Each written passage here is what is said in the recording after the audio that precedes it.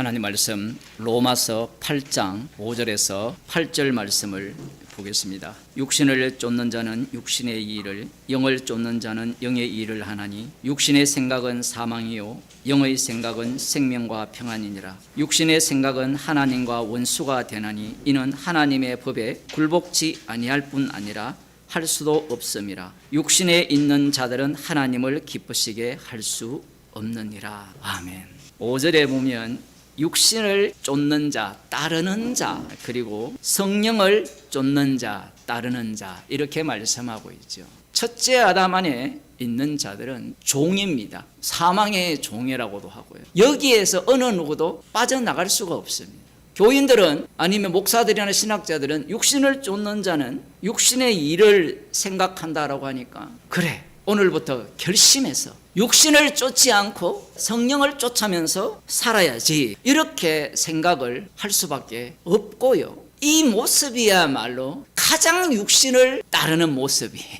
남은 자 유대인들의 착각이 무엇이냐 하면요, 말씀을 자신들이 다룰 수 있다라고 생각한 겁니다. 말씀대로 살면 복을 얻고 말씀대로 살지 않으면 저주를 받는다는 그 하나님의 변하지 않는 선악 논리가 구약 성경에 그대로 나타나 있습니다. 성경은 분명한 게 악을 행한 자는 반드시 심판을 합니다. 율법 위반자는. 예수님을 만나기 전 사도 사울이 알고 있고 유대인들이 알고 있는 겁니다. 그러면 목사님, 아니 주님을 만났다면 그러면 이런 생각을, 유대인과 같은 생각을 더 이상 하지 않아야 되지 않습니까? 라고 질문을 할 거 아니에요. 맞죠? 그 목적이 어디에 있느냐라는 겁니다.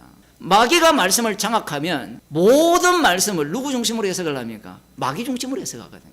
그 마귀가 누구예요? 사람이거든요. 사람. 인간이라는 자체가 선악과를 먹었기 때문에 무엇이든지 주시면 다 장악을 한다는 거예요. 심지어 십자가 복음조차도. 더 이상 유대교적 사고방식이나 이방적 사고방식이 교회 안에 머물 수 없어야 되는데 오히려 진리의 복음을 듣고 거꾸로 가는 거예요. 역행하는 열차처럼.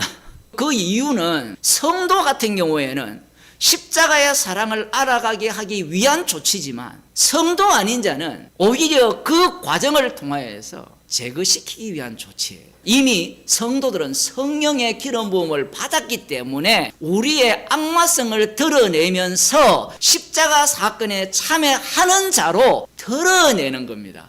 이 목사가 설교를 할 때 언어적 한계가 있어요. 똑같이 육이기 때문에. 그런데 이 선악과를 먹은 인간들은 이런 말씀들을 보면 듣는 사람들은 그 언어적 한계가 진리인 양 그걸 포착을 해서 그걸 자기 소유화를 시키는 거예요. 사실 신학자들의 문제가 언어적 한계 속에 있으면서 마치 그 언어 체계가 진리 체계를 다 담은 양 이야기를 하거든요. 여호와 하나님이 출애굽을 시켰는데 광야길을 인도한 여호와 하나님을 눈으로 목격한 그들이 생산한 여호와는 어떤 여호와입니까? 황금 송아지잖아요. 신학자들이 얼마나 무식하냐 하면 성경을 연구하더라도 그게 안 보이는 겁니다. 그들이 보는 안목은 선악 구조를 못 벗어나요. 근데 성령을 쫓아 행하면 무엇이 드러납니까? 육신을 쫓아 행했던 것들이 다 들통나게 되잖아요. 그러면 화가 납니다. 왜냐하면 본인은 그 진리 체계를, 지식을 쌓아서 자기를 경고케 하려고 했는데 갑자기 십자가라는 것으로 확 밀어버리니까 불쾌한 거예요.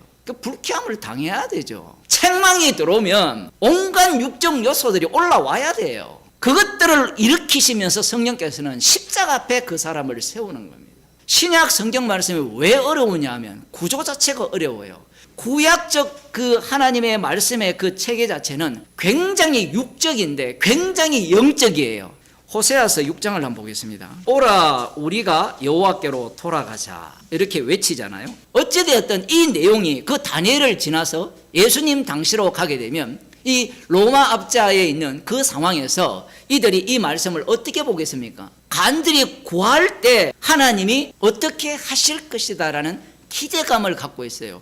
여호와께로 돌아가자라는 그 신학 사상, 그것이 회당 중심으로 예루살렘 중심으로 그렇게 이루어진 겁니다. 돌아가면 어떤 일이 일어날 것인가? 여호와께서 우리를 찢으셨으나 도로 낫게 하실 것이요 우리를 치셨으나 사매어 주실 것임이라. 돌아가면 우리를 치료해 주신다라는 거예요. 예수님 믿으면 가정의 문제 해결됩니다. 많이 들으셨죠? 이들은 뭘 모르는가 하면 여호와와 예수님이 완전히 이 대적 관계에 놓여 있다는 사실을 몰라요. 여호와가 예수님이 오심으로 말미암아 우상이 됩니다. 우상이 되는 것을 몰라요. 성령을 못 받았으니까. 그러니까 여호와께로 돌아가면 우리를 고치실 거다. 그 말은 맞아요. 고친다는 의미가 우리가 예상하는 그 방식의 고침이 아니고 주님께 돌아가면 우리는 주님과 함께 십자가에 못 박혀 죽어버리고 이제는 내가 더 이상 살지 않는 인생, 그 피만을 증가하는 그 인생을 살게 된다는 거예요. 사실은 문제 해결이 아니에요. 새 창조입니다. 근데 주님의 입장에서는 우리가 당하는 모든 것들이 문제 아닌 해결 끝났음, 십자가에서 이미 다 끝냈다라는 겁니다. 그걸 증가하기 위해서 문제 속에 우리를 두는 거예요. 육에 속한 사람들은 그 문제를 해결하려고 덤벼들겠지만 영에 속한 사람들은 어떻습니까? 똑같이 해결을 하려고 덤비죠. 덤비면서 누구와 마주치게 됩니까?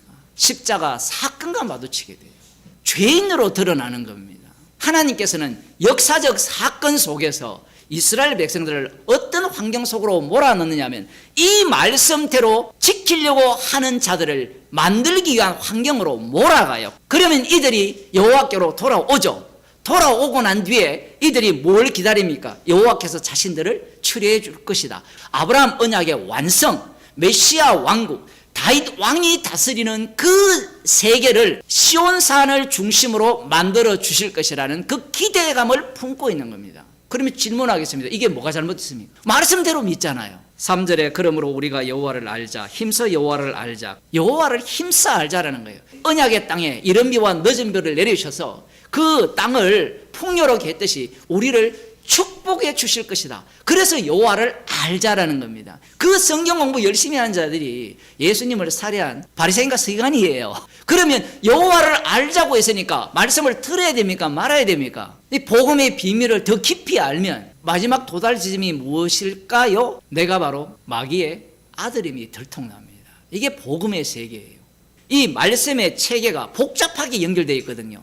하나만 나오는 게 아니에요. 안 지켜서 심판을 받았기 때문에 지켜라고 말씀하시는 것이 분명히 있고, 그래서 못 지켰음에도 불구하고 긍휼이 임했다는 것도 분명히 있고, 못 지켰으니까 심판을 받았다는 내용도 같이 있어요. 이게 한 4가지 시스템이 같이 작동을 하는 겁니다. 근데 우리는 선악구조 속에서 하나를 뽑아내려고 하죠. 교회에서도 마찬가지지만 왜 그럴까요? 내가 가장 소중하기 때문에 그래요. 그러면 나의 소중함을 계속해서 유지를 하려면 돈이 가장 중요하죠. 권력이 가장 중요한 겁니다. 이게 이 세상의 법칙입니다. 조금 더 보겠습니다. 5절. 그러므로 나는 인내를 원하고 제사를 원치 아니하며 번제보다 하나님을 아는 것을 원하노라. 이 얘기를 하니까 사람들이 뭘 생각하겠어요? 예수님의 말씀의 의미는 나의 목숨을 원하는 게 주의 뜻이라고 얘기를 하는데 인내를 행하면 하나님이 기뻐하실 거야. 말씀은요, 우리가 지킬 수 있는 게 아니에요. 내가 지켰다라고 하면요, 그건 자기 쪽에서 지킬 만하기 때문에 지킨 것이고, 그거는 말씀에 대한 순종이 아니에요. 여기에서는 무엇을 이야기합니까? 호세아서는 불순종을 이야기하는 거예요. 불순종. 내가 이스라엘을 치료하려 할 때 에브라임의 죄와 사마리아의 악이 드러나도다. 저희는 괴사를 행하며 거짓말쟁이라는 겁니다. 거짓말을 왜 해요? 거짓말하는 이유는 상대를 속여서 뭔가를 빼내려고 하기 때문에 거짓말을 하거든요. 안으로 들어가 도적질하고 밖으로 떼지어 노략질하며. 충격적이지 않습니까? 하나님 언약 백성인데. 구약 이스라엘 속에 우리의 죄악들이 다 나타나 있는 거예요. 4절. 우리 왕의 날에 방백들이 술의 뜨거움을 인하여 병이 나며. 술 취한다는 거죠. 말씀을 떠나는 자들의 모든 행세가 술 취하는 것과 똑같은 거예요. 그래서 신약 성경에 술 취하지 말라는 거예요. 술 마시면 지옥 가요. 왜 지옥 가는지 아세요? 십자가의 피로만 구원을 받아요. 술 마시도 천국 갈 수 있죠, 이렇게 주장을 하잖아요. 사람들이 말씀을 우습게 여기기 때문에 그래요. 그런데 성경은요, 술 마셔도 천국을 가요. 이 2가지 말씀을 같이 하거든요. 그러면 우리는 뭘 선택하겠습니까? 내 편한 대로. 그러니까 말씀으로 책망을 받을 마음이 없는 거예요. 이게 오늘날 교인들 모습입니다. 6절 저희는 엎드려 기다릴 때에 그 마음을 화덕같이 예비하니 저희가 다 화덕같이 뜨거워져서 그 재판장들을 삼키며 그 왕들을 다 엎드러지게 하며 저희 중에는 내게 부러지는 자가 하나도 없도다. 재판장과 왕을 다 엎드러지게 한다는 것은 뭘 제거해버렸다는 겁니까? 율법 체제 자체를 완전히 무너뜨려버린 거예요. 오늘날 교회 같아요. 십자가로 피로 다 용서되니까 책망받을 게 하나도 없어요. 맞죠? 다 괜찮다잖아요. 근데 말씀이 그렇게 만만합니까? 십자가의 피로 다 용서되기 때문에 책망받지 않을 거리가 없다라고 나와야 돼요. 정반대로 말씀을 해석하는 겁니다. 에브라임은 어리석은 비둘기같이 지혜가 없어서 애굽을 향하여 부르짖으며, 실제로 남유다가 어려울 때 누구를 의지합니까? 애굽을 의지하거든요. 애굽으로 도망가요. 살기 위해서. 애굽에서 불렀는데 그러면 이 말씀을 누가 읽고 있어요? 남은 자 유대인들이 읽고 있으면 이들이 애굽을 찾을까요? 안 찾을까요? 안 찾습니다. 힘을 의지할까요? 안 할까요? 안 찾죠. 여호와만 신뢰합니다. 여호와 하나님만 신뢰하고 율법의 의로는 흠이 없는 자로 살아요. 그러면 예수님을 죽일 때 왜 본디오 빌라도의 그 힘을 의지했느냐? 그것은 율법대로 하기 위해서, 처결하기 위해서 그렇게 한 거예요. 그런데 그 나쁜 바리새인의 대표자가 누군가 하면 사도 바울이에요. 그럼 그들이 이 호세아서를 읽을 때 어떻게 살았느냐라고 하면 율법대로 살았죠. 말씀대로. 육신을 쫓는 자들의 그 모습 자체가 지금 제가 말씀드린 그 남은 자 유대인들, 율법의 의로는 흠이 없게 살아가는 그들이 바로 육신을 쫓는 자라는 겁니다. 7절 육신의 생각은 하나님과 원수가 되나니 이는 하나님의 법에 굴복치 아니할 뿐 아니라 할 수도 없음이니라.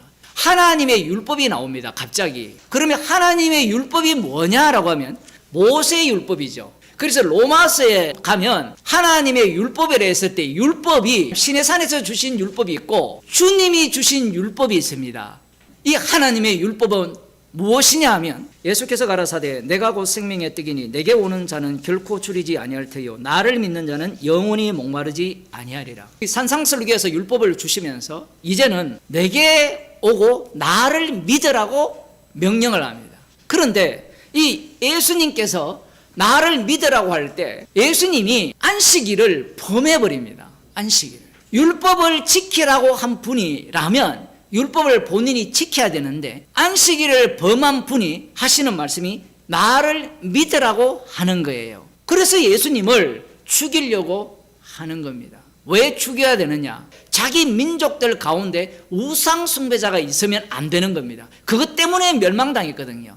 여호와의 이름을 망령되이 이끄는 겁니다. 자기가 하나님의 아들이라니까 자기가 하나님이라고 이야기를 했잖아요. 그 율법의 정면으로 배치가 되는 겁니다. 율법을 이들이 지키기 때문에 예수님의 말씀을 들을 수가 없는 거예요. 지키기 때문에. 안 지켜도 들어봤자 자기 유익을 위한 예수님을 향한 믿음일 뿐이에요.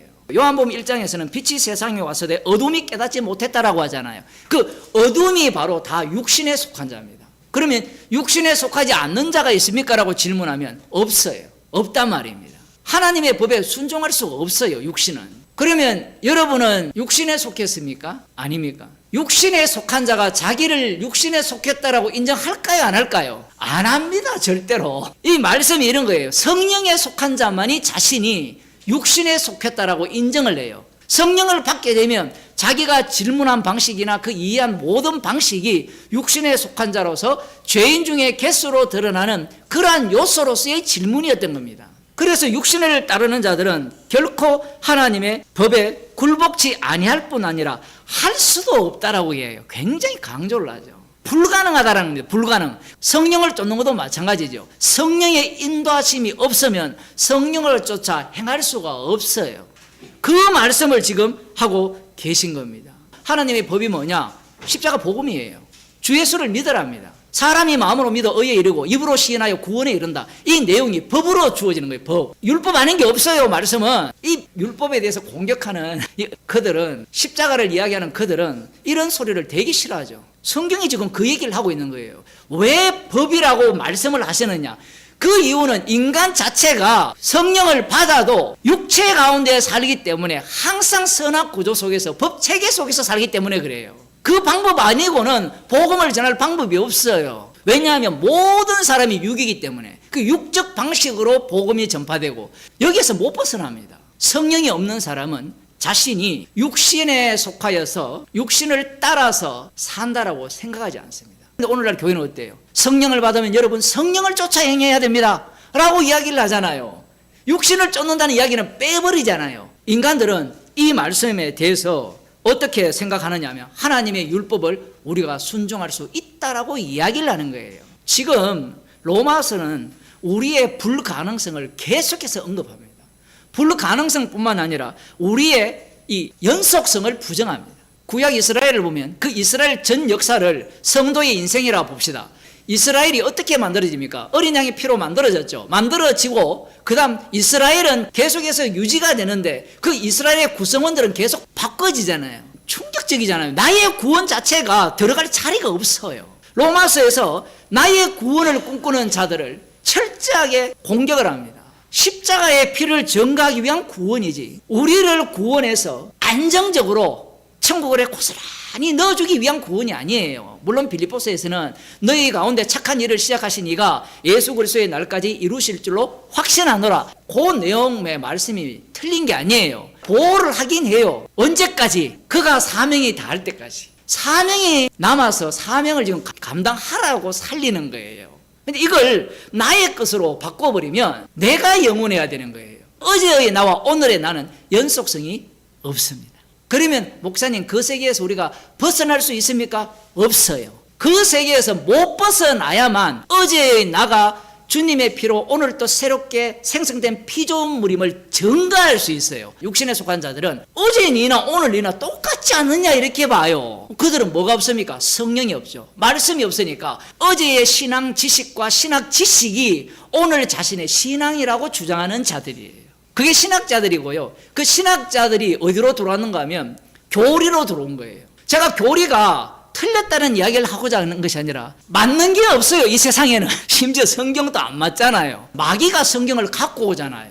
인간은 맞는 게 없거든요. 마치 우리가 돈 버는 일이 뭐가 맞아요? 내 배를 위함인데. 그런데 이들이 마치 맞다 진리다라고 하니까 교회에 끌고 와서 마치 그걸 이해하고 받아들이고 외우면 천국 백성이 되었다라고 주장을 하는 겁니다. 첫째 아담에서 아무도 못 벗어나요. 그러면 어쩌란 말입니까? 지금 어쩌란 말이겠어요? 성령이 인도하시잖아요. 너희 가운데 성령이 없으면 그리스도의 사람이 아니라. 성령은 바람과 같거든요. 바람과 같다는 것은 소유 대상이 아니라는 겁니다. 생명과 평안이 어디에서 나옵니까? 십자가에서 나와요. 그래서 성령의 이 인도하심을 받는 자들은 철저하게 십자가로부터 십자가에서 생명과 평안이 나옴을 이렇게 확인하는 자리로 인도함을 받아요. 그래서 항상 무엇과 부딪혀야 되는가 하면 육신의 생각은 하나님과 원수가 되나니 이는 하나님의 법에 굴복치 아니할 뿐 아니라 할 수도 없다라는 이 자리, 이 지점과 부딪혀야 됩니다.